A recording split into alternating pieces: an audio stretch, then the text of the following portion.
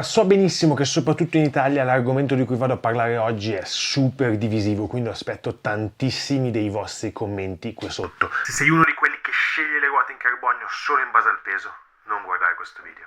Questo video è nato proprio da un commento di uno di voi che mi ha chiesto di fare il paragone tra un set di ruote e un altro. Andiamo a fare una mini comparativa tra le 4 coppie di ruote cross country top di gamma in carbonio che ho provato lo scorso anno.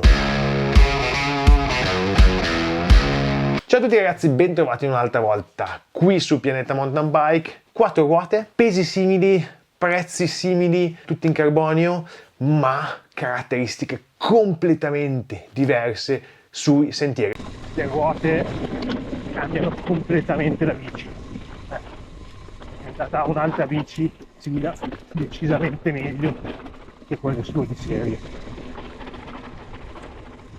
Come avete capito si parla di ruote e per la precisione di 4 set di ruote che io ho provato nel 2024 proprio qui su Pianeta Mountain Bike.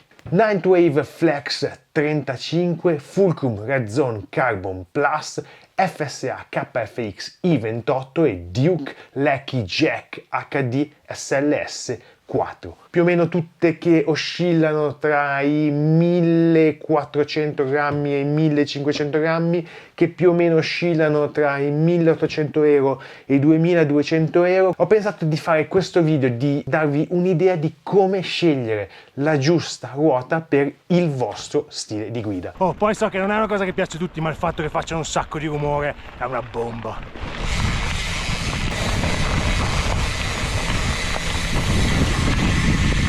Perché la cosa più importante è proprio quella, capire dove si pedala, come si pedala, con che bicicletta si pedala e soprattutto cosa si vuole dalle ruote. Troppo spesso noi weekend warriors guardiamo solo ad una e sola cosa. Cosa se non è il peso?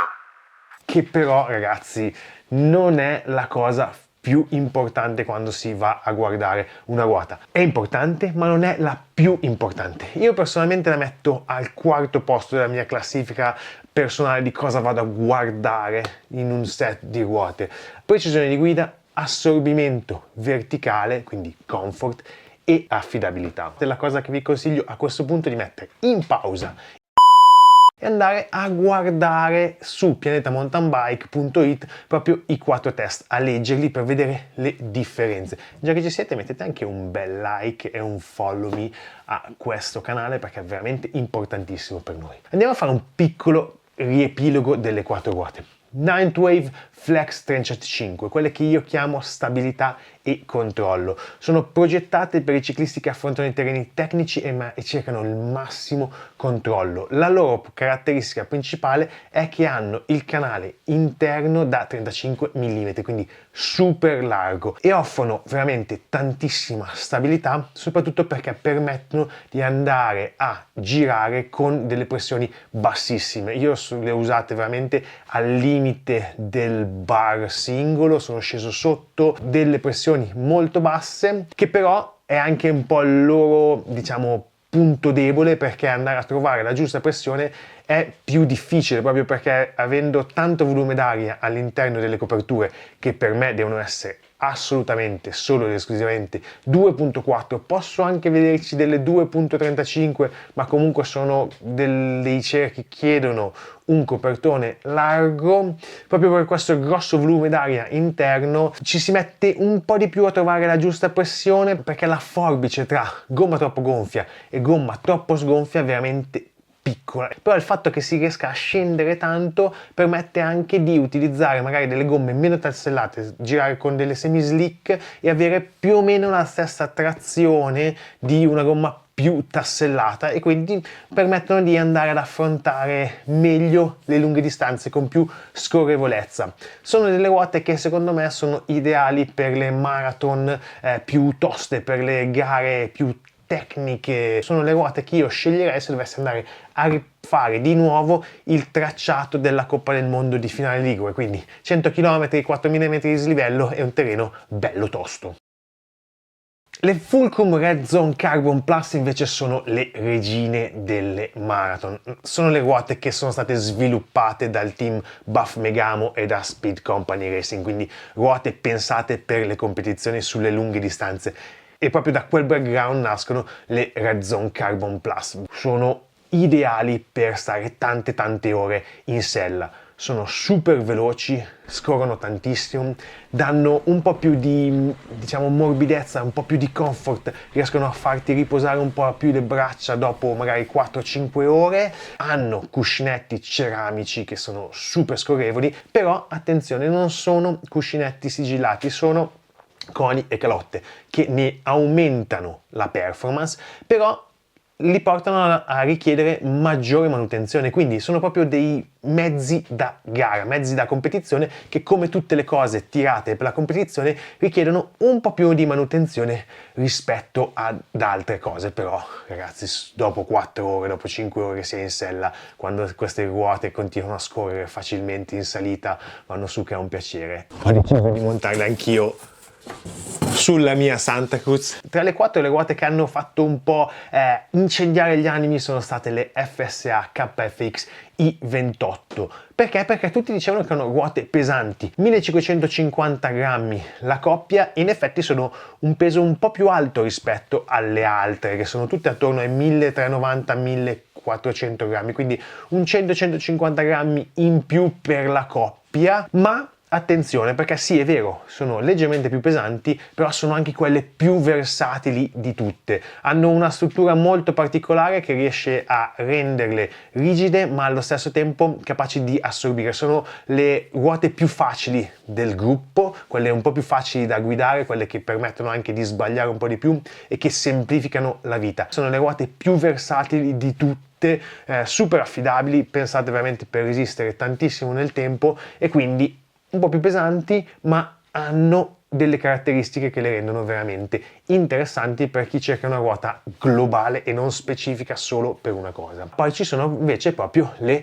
Duke Lucky Jack HD, che sono quelle secondo me più specifiche di tutte. Una delle cose fondamentali di queste ruote, che forse sono anche quelle che avete visto di più, perché io sulla mia Blur le ho usate veramente tanto lo scorso anno, perché sono state fatte su misura. I ragazzi di Graphworks mi hanno fatto una specie di intervista, mi hanno chiesto dove pedalo, come pedalo, quali sono le mie inclinazioni ciclistiche, su che bicicletta le avevo usate, e da lì è nata la ruota perfetta per me. Questa è una cosa su cui Duke punta tanto, proprio perché Duke è nata come wheel builder e quindi si appoggia a dei wheel builder molto esperti, proprio come i ragazzi di Graphworks, per andare a far sì che ognuno, quando sceglie una ruota Duke, si trovi con la propria ruota perfetta, con cerchio HD, quindi quello un po' più pesante ma anche un po' più solido, un po' più tough, anche un po' più rigido.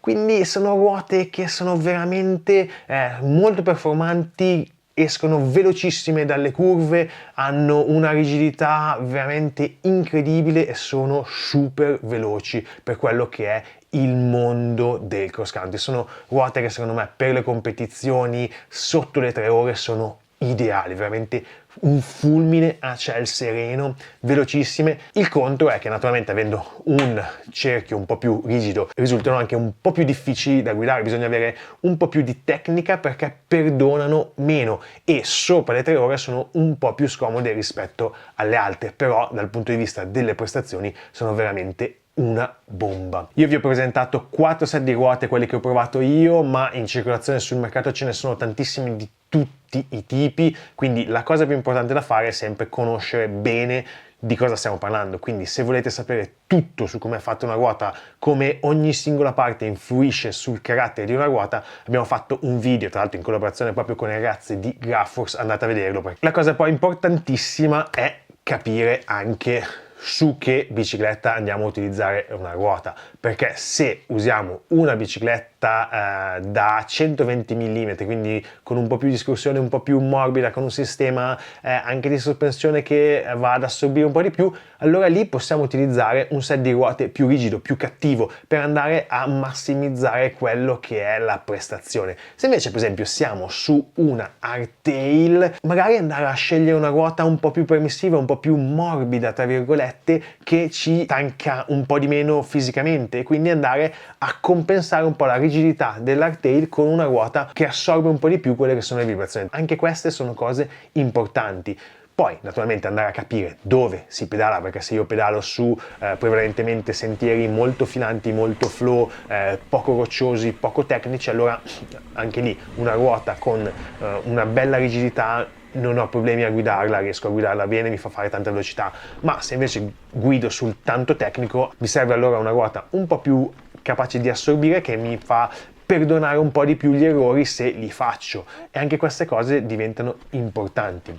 Andando ad analizzare le 4 ruote, diciamo che se amiamo i sentieri tecnici, vogliamo il massimo della stabilità, usare gomme belle ciccione a basse pressioni, Night Wave Flex 35 sono la soluzione ideale. Larghe, robuste, super sicure e veramente ti fanno passare sopra tutto senza problemi. Se invece puntiamo al podio sulle lunghe distanze, beh, Fulcrum Red Zor Carbon Plus, quelle sono veramente le gomme pensate per andare forte e a lungo, permettono di mantenere un ritmo elevato, costanza, e senza sacrificare né l'efficienza ma neanche stancarci troppo. Veramente sono ruote da campionato del mondo marathon, anzi europeo marathon, visto che l'hanno vinto sia maschile sia femminile. Se invece non sappiamo cosa fare con la bicicletta, vogliamo fare di tutto, veramente dalla gara fino ad andare a farci i giri con le borse, FSA KFX I28,